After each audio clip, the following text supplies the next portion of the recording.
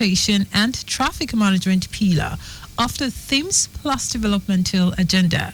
The roads are Old Ojo Road, Irede, Navy Town, and Mumuni Adiwo, Baba Mua.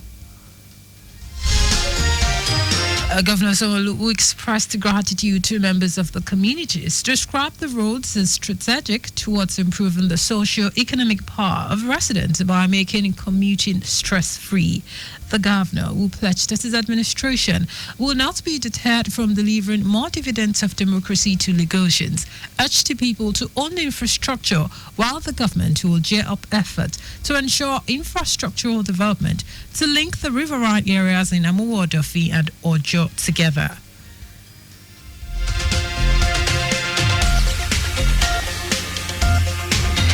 We do this because when this government came into power under the team's agenda, we prioritize transportation, traffic management, we prioritize movement of our citizens from one point to the other. And I'm happy that we continue to keep that promise that we're given to each and every one of you. We know that with improvement in the movement, your social economic life will be improved upon.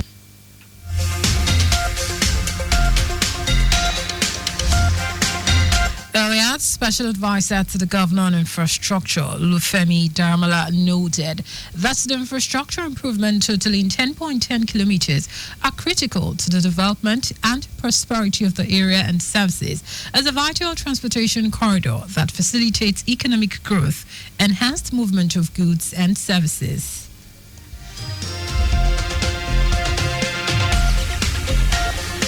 All the roads include, but is not limited to, acquisition of right-of-way, site clearance, earthworks, relocation of utilities, provision of reinforced concrete drains, culverts, and median separators, provision of transverse and longitudinal service ducts, provision of reinforced rigid and semi-rigid pavement with road markings, installation of solar street lighting and traffic signal light with sensors.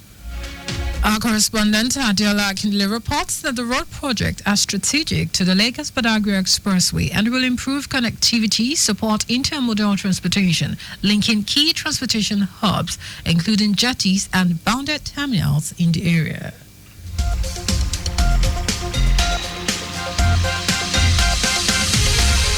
Lagos State Governor Babajide Sanwo-Olu has inspected ongoing construction work at the 280-bed multi-specialist general hospital in Ojo local government area, with the pledge that the project will be completed within 12 months. Governor Sanwo-Olu was accompanied by the Deputy Governor, Obafemi Hamzat, and some cabinet members said when completed, the project will bring improvement to the neighborhood and renewal of life to residents. The governor hinted that the project, with the residential apartment for medical personnel, also has other facilities, including central laboratory, car park, amongst others. It will be an end-to-end project where people can walk and receive care. On what we call on 4 different verticals, right? And you see the walk around that it's not only extensive, it's actually very massive. But beyond that is to say it also has auxiliary facilities. So you can see that there's a complete renewal of life, in all of these places. And so to have this multi-specialist general hospital also being stationed here, it means that indeed government is working for the people of Ojo, for the people of the entire Badagry division and their Awori land in general. Our correspondent Adiola Akindele reports that Governor Sanwo-Olu also performed the groundbreaking ceremony of Platinum's shopping complex at Iyanoba Road, Ojo.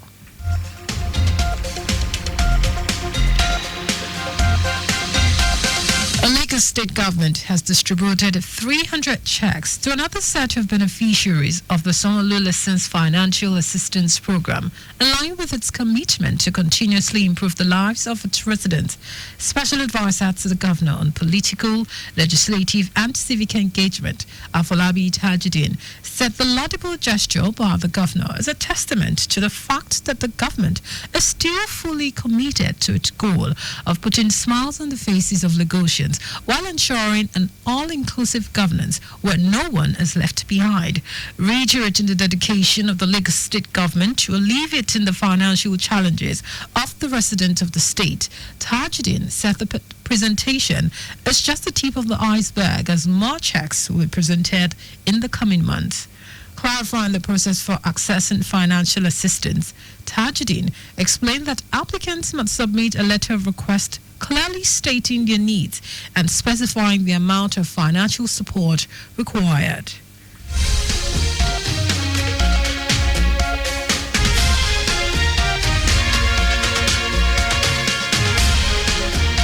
And now to the rest of the story. The Nigeria Customs Service has mandated a 30-day clearance period for imported goods and products at the nation's ports to streamline operations and reduce port congestion. Comptroller General of Customs Adewale Adeniyi emphasized the mandate required imported consignment to be cleared within 30 days from the completion of discharge by the importing carrier, as stipulated in Section 30 of the Act. Adeniyi urged stakeholders to comply with new regulations to avoid delays and facilitate seamless trade operations.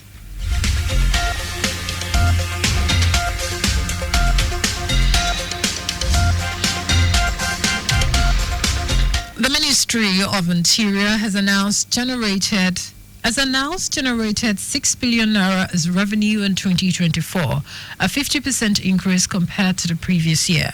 Minister of Interior Lubimi Tunjiojo made this announcement during a media parley in Abuja. Tunjiojo said the revenue was sourced from various activities which include expatriate quota applications, marriage registrations, citizenship applications, and places of worship. It clarified that the funds from expatriate quotas are derived from application fees rather than approvals, addressing concerns about an influx of foreigners into the country.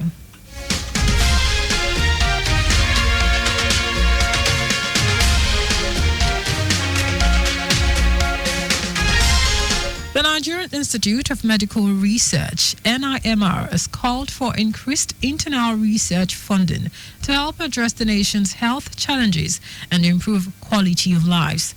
Director General of NIMR, John Obafunwa, who made the call at a media chat organized by the Institute in Lagos, noted that 95% of research works carried out by the Institute were funded by foreign donors, thereby limiting its scope of research. It said the research on diseases like diabetes, mellitus, hypertension, heart attack, which falls under non-communicable diseases, would help to reduce its burden in the country. Obafunwa also said the Institute will continue to engage in global interaction to relate to what is happening in NIMR to the world, create a viable environment for researchers. A pledge to resuscitate the Institute's He pledged to resuscitate the Institute's outstations in some parts of the country to broaden its research activities as the nation's leading research institute charged with the conduct of research on public health issues in Nigeria.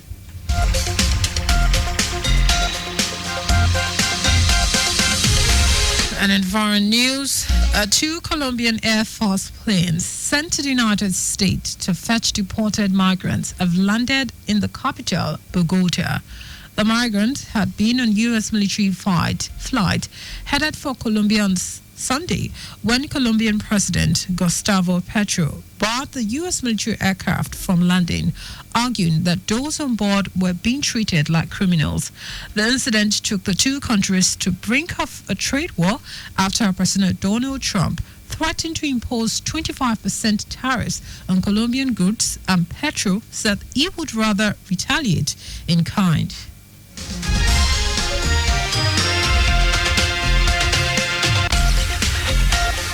A diplomat from both countries reached a deal which has seen Colombia send its own Air Force planes to collect the migrants, a process that Pedro said ensured they were treated with dignity.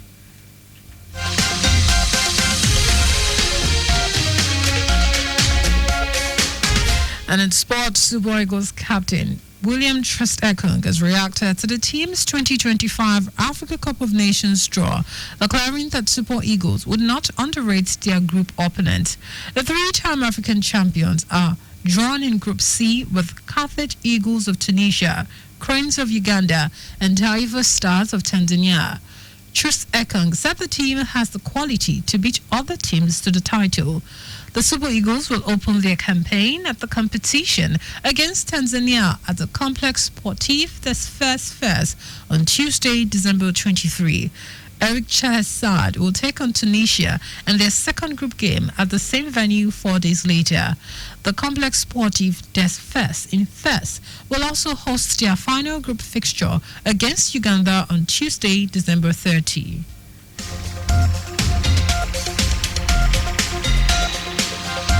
Just before we go, remember to always wear your seatbelt when driving.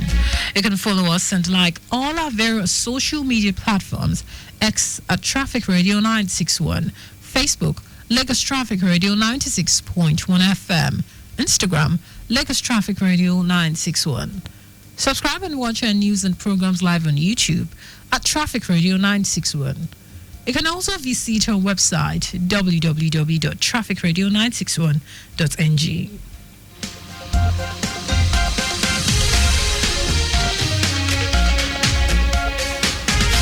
Did you know that Zonlo administration recruited 1,000 public secondary school teachers?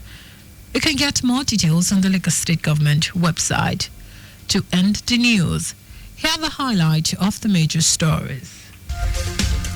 Lagos State Governor Babajide Sanwo-Olu has inaugurated 4 network of roads in Oriade, Amuwodofin local government area of the state to ease vehicular movement in line with the transportation and traffic management pillar of the Themes Plus developmental agenda.